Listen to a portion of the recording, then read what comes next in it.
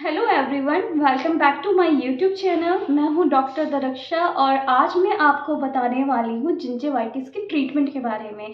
मैंने एक full video बनाया था जिसमें मैंने आप सबको जिंजिवाइटिस के बारे में बताया था और फिर उसके बाद एक वीडियो बनाया था जिसमें मैंने गम डिजीज़ को प्रिवेंट करने के लिए या अगर माइल्ड है तो उसके लिए हमें क्या होम रेमेडीज़ अप्लाई करनी चाहिए, उस पर भी एक मैंने बड़ा सा वीडियो बनाया है। तो मैं उसका लिंक डिस्क्रिप्शन बॉक्स में डाल दूँगी, आप लोग वो वीडियो पहले ज़रूर देखिएगा। जब पेशेंट हमारे पास आता है, डॉक्टर के पास पेशेंट आता है तो क्या कंप्लेन देता है?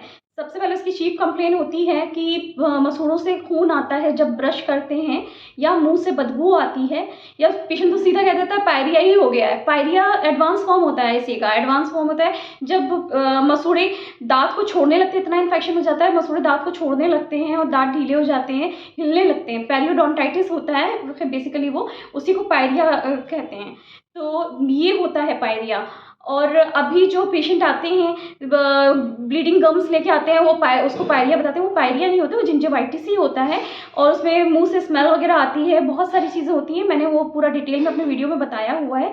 तो अभी मैं बात करने जा रही हूँ कि अगर आपको जिंजिवाइटिस हो गया है और आप डॉक्टर के पास जाते हैं तो क्या ट्रीटमेंट होता है। सबसे पहले आपकी चीफ कंप्लेंट्स ली जाती हैं, जिसमें कि पेशेंट बताता है, कहता है कि जब हम ब्रश करते हैं तो दाँत से खून आने लगता है, मुँह से बदबू आती है। तो ये सारी चीज़ों से पता चल जाता है। तो फिर उसके बाद हम क्या करते हैं, सबसे पहले प्रोब और माउथ मिरर जिससे हम करते हैं डेंटल चेकअप। प्रोब को लेके मसूड़ों के आसपास ऐसे घुमा के देखते हैं, चेक करते हैं। तो जब प्रोब वहाँ पे घुमाया जाता है ना, तो ब्लीड करने लगते हैं गम्स, मसूड़ों से खून आने लगता है। तो वो नॉर्मल है, वो चीज़ नॉर्मल है। वो अगर जिंजिवाइटिस है तो ये होगा ही। ऐसा नहीं है कि डॉक्टर के कुछ करने से ऐसा हो गया, उसने कुछ गलती कर दी, ऐसा नहीं है। वो मसूड़ों से आपके खून आता ही है। तो ऐसे केसेस में सबसे पहले हम क्या करते हैं, पेशेंट को सजेस्ट करती हूँ मैं कि वार्म सलाइन रिंसेस करते हैं, यानी कि गुनगुने पानी में नमक डाल के कुल्ला करना है। 1 कप गुनगुना पानी ले लिया, उसमें आधा चम्मच या 1/4 टीस्पून आप ये कॉमन सॉल्ट डाल सकते हैं जो घर में यूज़ करते हैं, या फिर आप सेंधा नमक भी यूज़ कर सकते हैं। सेंधा नमक की प्रॉपर्टीज़ कॉमन सॉल्ट से और अच्छी होती है। अगर वो है तो वो यूज़ कर सकते हैं, बाकी नहीं तो घर का नमक भी यूज़ कर सकते हैं। बाकी जो होम रेमेडीज़ मैंने बताई हैं वीडियो में, अपने पिछले वीडियो में, वो भी एप्लीकेबल है इस चीज़ के लिए। बाकी मैं ये पेशेंट को ख़ास करके बता देती हूँ कि हल्दी को बहुत यूज़ कीजिए। हल्दी में क्या होता है कि एंटीबायोटिक प्रॉपर्टीज़ होती हैं, एंटीऑक्सीडेंट्स होते हैं, तो वो बहुत चीज़ों में फ़ायदा करती है।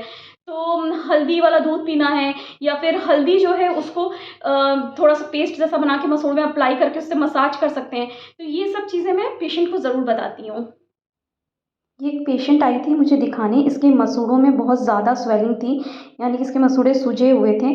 और जैसे ही मैंने प्रोब लेके मूव किया इसके मसूड़ों के आसपास, तो आप देख सकते हैं इसे इमीडिएट ब्लीडिंग होने लगी, खून आने लगा। ये किसी भी केस में हो सकता है, इसमें कोई घबराने की बात नहीं है। ये सब चीज़ें बताने के बाद पेशेंट को हम मेडिसिन भी प्रिस्क्राइब करते हैं। मेडिसिन में सबसे ज़्यादा ज़रूरी होता है एंटीबायोटिक्स। एंटीबायोटिक्स में ये मल्टीपल भी हो सकती हैं, सिंगल भी हो सकती है। ये डिपेंड करता है कि इन्फेक्शन कैसा है। अगर ज़्यादा इन्फेक्शन हो गए हैं, स्वेलिंग बहुत ज़्यादा है, तो फिर एमॉक्सिक्लेव के साथ में मेट्रोनिडाज़ोल, इस टाइप के एंटीबायोटिक्स प्रिस्क्राइब करनी पड़ती है। डोज़ और कितने दिन के लिए प्रिस्क्राइब करता है, वो पेशेंट टू पेशेंट डिपेंड करता है, इन्फेक्शन कैसा है उस पे।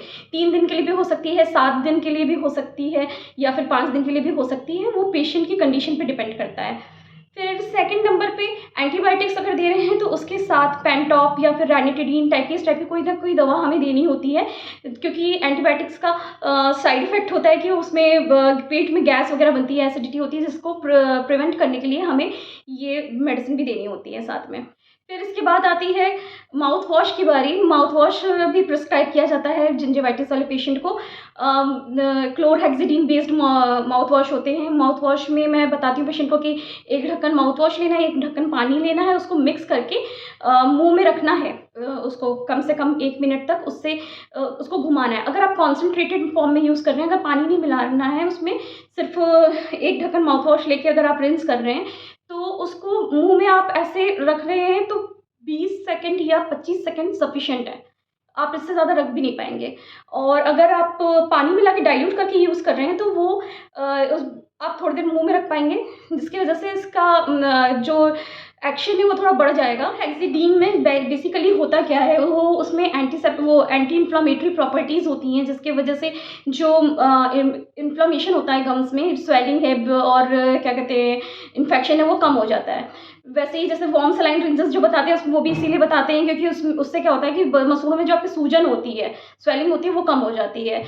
तो ये हो गया। फिर आता है कि मल्टीविटामिन भी हम देते हैं। कुछ पेशेंट्स ऐसे भी होते हैं, हो सकता है वो मालनरिश्ड हों, या उनकी डाइट में मल्टीविटामिन्स वगैरह की कमी हो, जिसकी वजह से गम डिजीज़ेज़ हो रही हों, तो इसलिए उनको मल्टीविटामिन वगैरह भी प्रिस्क्राइब किया जाता है। रिक्वायरमेंट कुछ पेशेंट में हमें टॉपिकल जेल भी प्रिस्क्राइब करने पड़ते हैं। अगर इन्फेक्शन बहुत ज़्यादा है, इन्फ्लामेशन बहुत ज़्यादा है, तो स्वेलिंग ज़्यादा है, तो टॉपिकल जेल भी देते हैं, जिसमें मेट्रोनिडाज़ोल और क्लोरहेक्सिडीन होता है। उसको मसूड़ों पे लगा के मसाज करना होता है। तो हम पेशेंट को बताते हैं कि नीचे के मसूड़ों पे लगा के ऊपर की तरफ मसाज करना है और ऊपर के मसूड़ों में लगा के नीचे की तरफ मसाज करना है। इससे आपके जो अगर गम रेसेशन भी हो गया है, अगर आपके जो गम्स हैं वो दाँत को छोड़ के थोड़ा पीछे की तरफ खिसक गए, ऊपर की तरफ खिसक गए, तो वो भी ग्रो करते हैं। तो मसाज करने का तरीका भी बताया जाता है और ये भी बताया जाता है कि इसको टॉपिकली लगाना है दिन में 2 बार।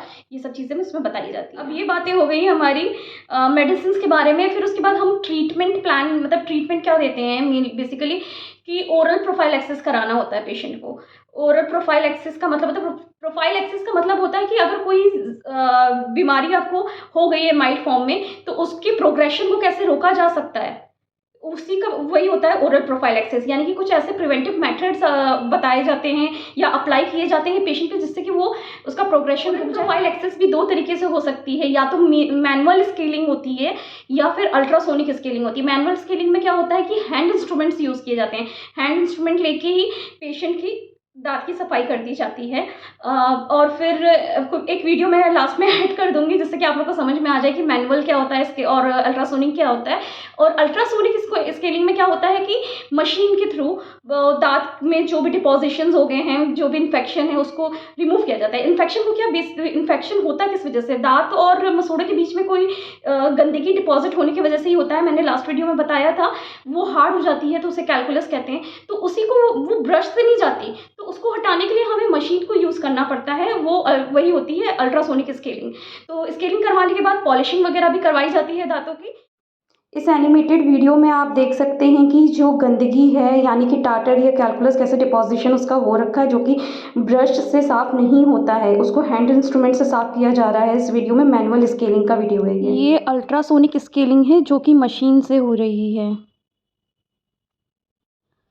ओरल प्रोफाइलैक्सिस या स्केलिंग के बाद पॉलिशिंग की जाती है दाँतों की। इसमें सबसे पहले पॉलिशिंग पेस्ट अप्लाई किया जाता है, फिर पॉलिशिंग की जाती है। पॉलिशिंग से एक्स्ट्रा बैक्टीरिया ख़त्म हो जाते हैं और दाँतों में शाइन भी आ जाता है।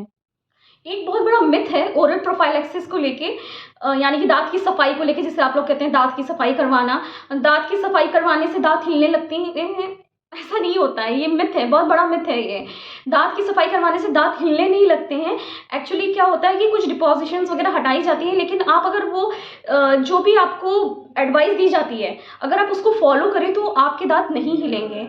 और कुछ ही दिन में आप देखोगे कि आपके दाँत और बल्कि बेटर हो चुके होंगे, पहले से बेटर हो जाएगी उनकी कंडीशन। आपको एडवाइस दी जाती है कि ओरल प्रोफाइलैक्सिस करवाने के बाद, यानी दाँत की सफाई करवाने के बाद, गुनगुने पानी में नमक डाल के कुल्ले करने हैं 3 से 4 बार, और करते नहीं हैं, फिर कहते हैं दाँत हिलने लग गए।